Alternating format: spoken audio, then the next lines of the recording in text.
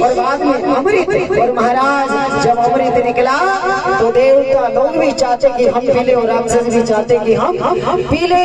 इतने में तो राक्षसों ने घड़ा छुड़ाया और भाग गए। देवताओं ने उनने की भगवान कतरी मेहनत करी, फिर भी जाकर के अमृत निकला अंत में और राक्षस लोग लेके चले गए। और अन्य जो अमृत पिलो नहीं तो बहुत बड़ी समस्या खड़ी हो जाएगी। तो फिर भगवान के पास में गया, उन्होंने कि भगवान कुछ तो करो। प्रभु ने कहा चिंता मत करो, मैं मोहिनी अवतार लेके आ रहा हूँ। और मेरे भगवान क्या बने, विश्व मोहिनी बन गए। और ऐसा रूप बनाया मेरे प्रभु ने, जब मोहिनी बन के आए तो राक्षस लोग अमृत को भूल गए और मोहिनी से पूछने लगे कहाँ से आए हो, कहाँ जा रही हो, यहाँ कैसे आना हुआ। तो मोहिनी ने कहा सुनो, तुम झगड़ा क्यों कर रहे हो। बोले देखो हमने अमृत निकाला है, समुद्र का मंथन करके अमृत निकला, तो हम चाहते कि राक्षस पी ले, देवता चाहते कि ये पी ले। तो मोहिनी रूप में भगवान ने कहा सुनो, तुम्हारा झगड़ा समाप्त हो जाए ऐसी युक्ति बताओ। बोले बताओ। बोले मेरे पे विश्वास। बोले पक्का है, एक काम करो ये कलश मुझे दे। भगवान ने घट ले दिया मोहिनी ने। अब मोहिनी ने घड़ा लिया वो कलश और कहा कि बैठ जाओ, एक तरफ देवताओं को बिछा दिया और एक तरफ देवताओं को बिछा दिया। और भगवान जब अमृत बांटने लगे तो प्रभु ने ऊपर का जल जो था वो तो राक्षसों को पिलाया और अंदर जो नीचे अमृत था वो देवताओं को पिलाने लगे। तो महाराज एक देवते को पता चला कि शायद हमारे साथ छल हो रहा, तो किसी को नहीं बताया और सूर्य और चंद्रमा के बीच में जाके बैठ गए। और भगवान जब अमृत बांटते हुए आए तो सूर्य और चंद्रमा ने कहा कि प्रभु हाथ में दिया भगवान ने, उसने मुहूर्तक लगाया। इतने में सूर्य चंद्रमा ने कहा प्रभु ये राक्षस है, आपने गलत जो है इसके हाथ में अमृत दे दिया।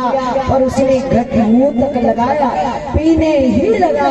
इतने में मेरे प्रभु प्रत्यक्ष रूप में भगवान नारायण प्रकट हो गए और उस व्यक्ति का सर भगवान ने धड़ से अलग कर दिया। उसके दो ग्रह बन गए, एक राहु और एक केतु। तो ग्रह कितने होते हैं, क्यों कतरा रहे ग्रह कतरा रहे, ग्रह कतरा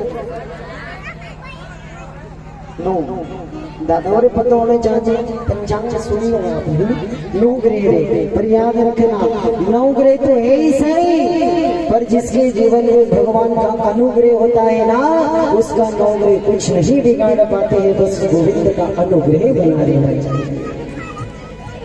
तो महाराज इधर भगवान इन्हें जो भगवान नारायण ने देवताओं को अमृत पिला करके अमर तो बना दिया, पर कथा संदेश रह रही है। अमृत पीने के बाद भी शांति नहीं मिली, झगड़ा उत्पन्न हो गया, क्योंकि युद्ध प्रारंभ हो गया।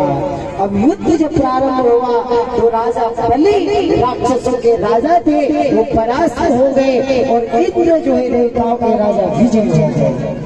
गुरुदेव शुक्राचार्य जी ने संजीवनी विद्या के द्वारा राजा बलि को जीवन दान दिया। आज कथा थोड़ी ज्यादा है और अभी माता जी आई थी आरती के टाइम पे, तो उन्होंने कहा कि देखो हमारी वजह से आपको डिस्टर्ब हो रहा है, तो आधा 1 घंटा कथा को बढ़ा देना। तो आज की कथा अपनी 1 बजे तक चली। इन तो नहीं आ रही, नहीं 1 नहीं बजाना, अपन 11:30 तक कथा समझ में आ रही है। तुझे कर लगा बोले कृष्ण कन्हैया लाल की। कहाँ चल रही थी कथा, माता बताया 9 ग्रह की जगह थोड़ी चल रही थी कथा।